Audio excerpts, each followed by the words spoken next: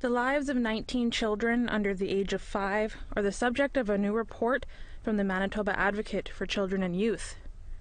Between 2008 and 2020, these children died after being maltreated. The 64-page document examines what has been done since the death of Phoenix Sinclair, who faced a similar fate in 2005. This special report emerges from our concern that deaths of young children due to maltreatment continue to be a serious concern in our province 15 years after the death of Phoenix Sinclair and 7 years after the end of the public inquiry into her life and maltreatment death. Acting Advocate Ainsley Crone says the province has been slow to enact the 62 recommendations that came out of the inquiry. Since 2014, the province has fulfilled 55% of the recommendations. Crone says while this is a significant number, little has been done to support families when they need it most.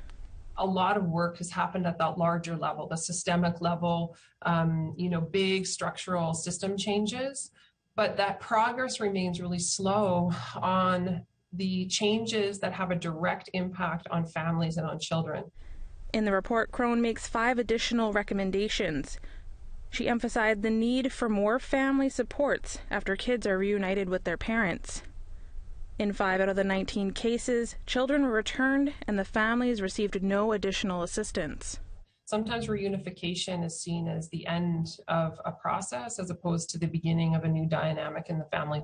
Kendra Inglis knows the importance of having wraparound services for families. She is the director of Macoun Transition, an organization that offers living arrangements for families and children transitioning out of the welfare system. Her team offers around-the-clock support. Being able to have that staff available to them 24 hours a day is definitely lowering the risk of abuse and neglect, and a parent just feeling completely defeated because they're not doing this alone. Crone says the province needs to move quick on implementing the rest of the recommendations.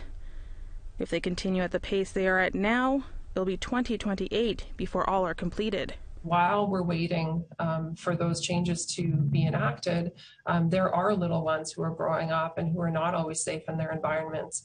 And so the sooner that those changes can be made and others, the safer that children are going to be in our communities. Families Minister Rochelle Squires says she will provide an update to the Advocate's office in 6 months. Brittany Hobson, APTN National News, Winnipeg.